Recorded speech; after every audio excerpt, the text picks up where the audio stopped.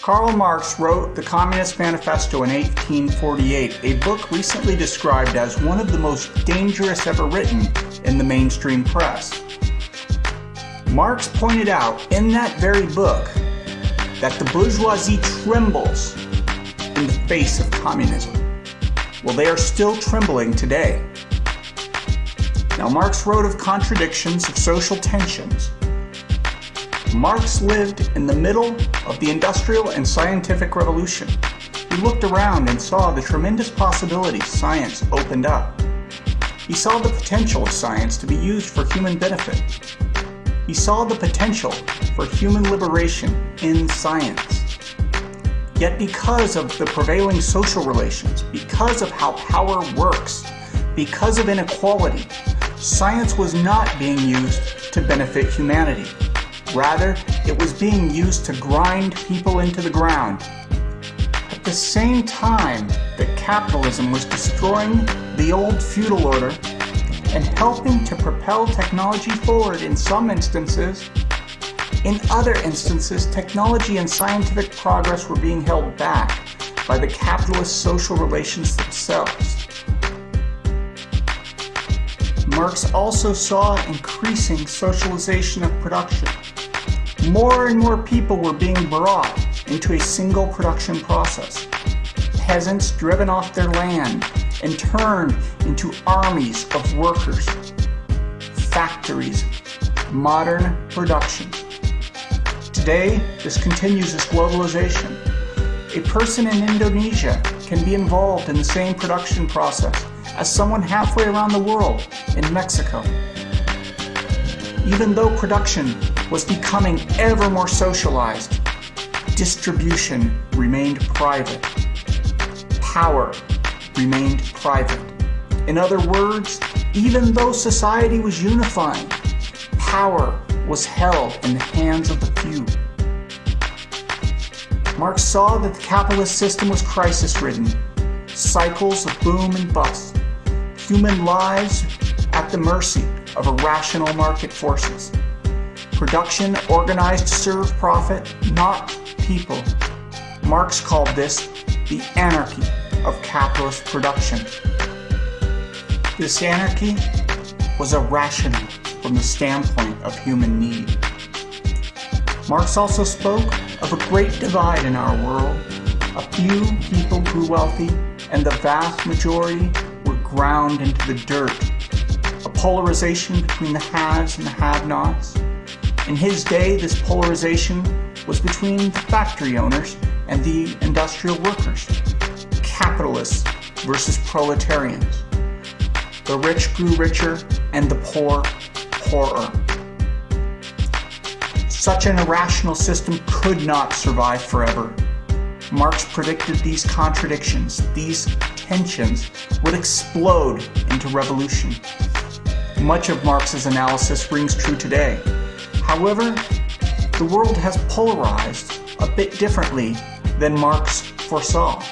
The world is not so even as Marx predicted. There is a great polarization today. There is a great divide. However, the world is much different today.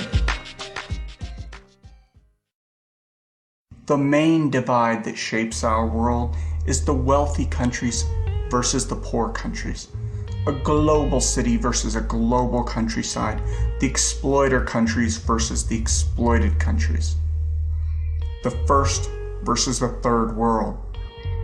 This is what we need to understand to make revolution today, and revolution is the only answer to the problems facing our world.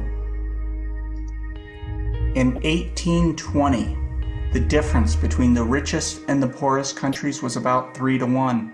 Today, it is about 72-1. The gap between the global poor and the global rich grows. The divide between the third world and first world grows. First world peoples live lives of luxuries. The third world people suffer. Underdevelopment, poverty, starvation, cruelty, rape, wars, genocide, violence. Half the world lives and dies on less than $3 a day. population in India, making 80 cents a day or less, is greater than the population of the United States. 40% of the world's population in the third world receives only 5% of the world's income, while the richest 20%, almost all in the first world, receives 75% of the world's income. 22,000 children, all in the third world, die due to poverty each and every day. Approximately 800 million people in the third world are still chronically undernourished, almost 2/3 of whom reside in Asia and the Pacific. Almost 30% of all children in the third world are underweight or stunted, mostly in Africa and Asia. 10 million children die in the third world each year before they reach the age of 5. The same child population as France, Germany, Greece, and Italy. A mere 12% of the world's population uses 85% of its water, and these 12% do not live in the third world. 1 in 3 people has trouble accessing water, mostly in the third world. 1.1 billion people in the third world do not have adequate access to water, and 2.6 billion lack basic sanitation. For tens of millions of people, just finding water is a life and death struggle. Hours each and every day just looking for water. Half of third world people suffer from health problems related to unsafe water or lack of water at some point in their lives. 14 million people die every year from preventable diseases, mostly in the third world. 95% of new HIV infections occur in the third world, mainly in Africa. Only 12% of those who have HIV are getting HIV treatment. By 2020, AIDS will have killed more people than both world wars. These victims are mostly in the third world.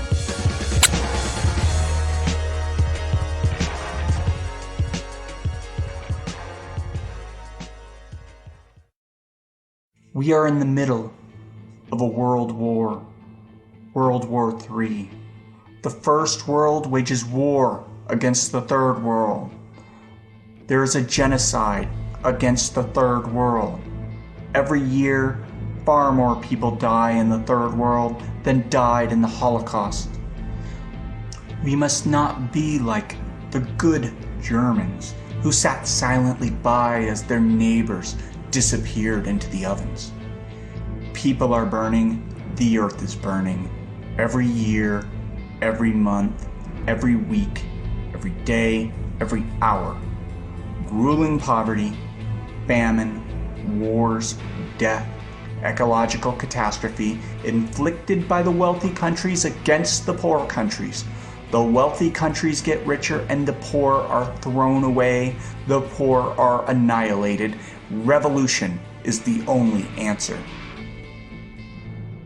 The imperialists, they will stop at nothing to keep their power. The First World wages a war against the people of Iraq, of Afghanistan, and now Obama extends his wars to Pakistan, Libya, and possibly Iran. The history of imperialism is a long and bloody one. From Columbus to today, a whole continent of peoples was exterminated to make way for Uncle Sam's empire. Half of Mexico stolen, millions of blacks and Africans enslaved to create the American way of life, to create the first world. The imperialists waged their wars all over the globe. Guatemala, El Salvador, Peru, Colombia, Mexico, Angola, Ethiopia, Somalia, Palestine, Lebanon, Korea, China, Indonesia, the Philippines. 4 million people killed by imperialism during the Vietnam War. And on and on and on and on. When will it end? Revolution is the only answer.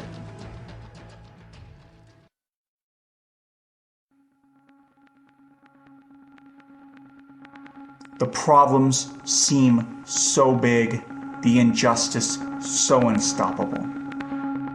The First World and their agents will do everything they can to stop the poor peoples. Lenin said that we have to be as radical as reality itself. If we are to really make a change, we too must be as radical as reality. We have to make a break with the narrow, small-minded thinking. We must break with dogma. We have to make big changes within ourselves. Everyone says they are open-minded, but we have to really open up our minds to get over our fears.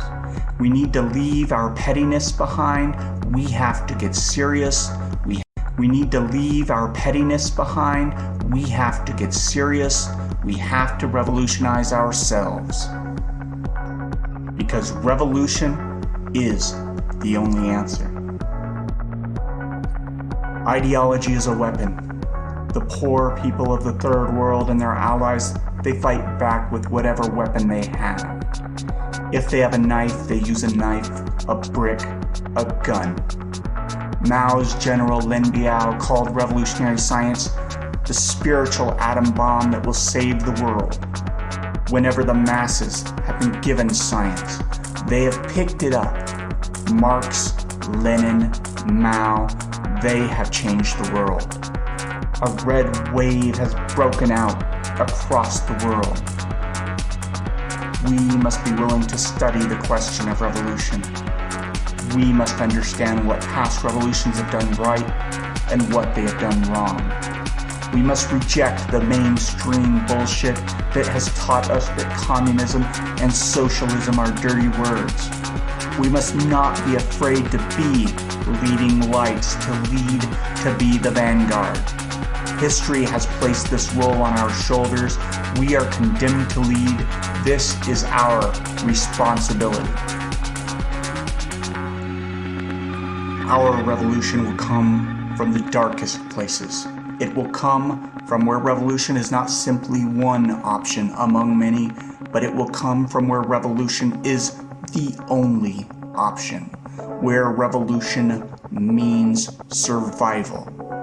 It will come from the poor places, the indigenous places, from the mountains, the jungles, and the slums of Asia, Africa, and Latin America. Che Guevara once called the United States the belly of the beast. The First World, including the United States, is a beast that cannibalizes oppressed peoples. First World peoples, as a whole, are beasts. They live off the suffering of others. First World consumption is killing the planet, our common home. Even so, there are a few anomalies in the First World who will join the global struggle for communism. A few will break out of the matrix of consumerism, the matrix of the American way of life. A few anomalies in the First World will take the red pill. These anomalies in the First World, they have privilege, but they too have a duty to fight for a better world alongside the people of the Third World. But everyone, especially First World peoples, have to give up the consumerist dream, the individualist lifestyle that has consigned half of humanity to starvation and is pushing the world towards ecological collapse. Everyone, but especially First World peoples, have to take a serious look at the way that they live. First World people are entitled to less, not more. Humanity will impose socialism and communism on the First World, whether the populations of the First World desire it or not. Global people's war will come. The First World will cease to exist as it has. There will be a reckoning, and a new power of the leading light will rise.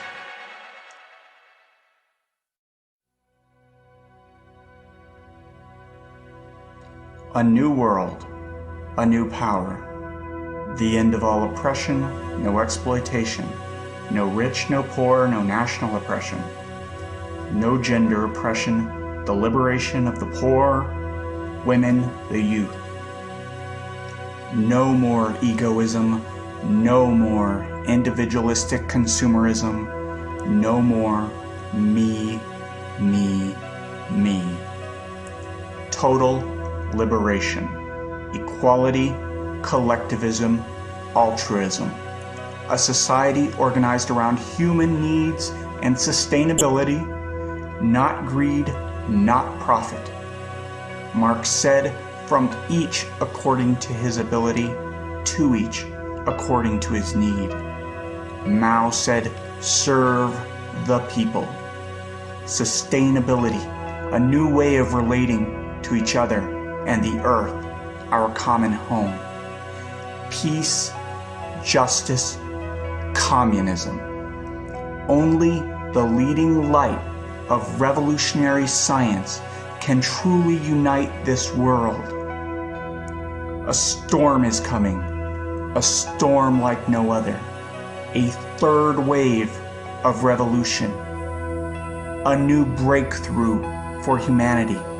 We must bring light to a world cloaked in darkness. We can't help where we are from, white, black, blue eyes, brown eyes, first world, third world. But we can help where we are going. We need to be part of the solution, not part of the problem. We need to create real revolution. Now, people have made revolution before us and they will make revolution after us. But we are now on this long march together. The march is full of twists and turns. It is full of errors and retreats. It is a protracted struggle. We will not win overnight. But there is no greater journey, and we will walk this road together. Walk this road with us. Because revolution is the only solution.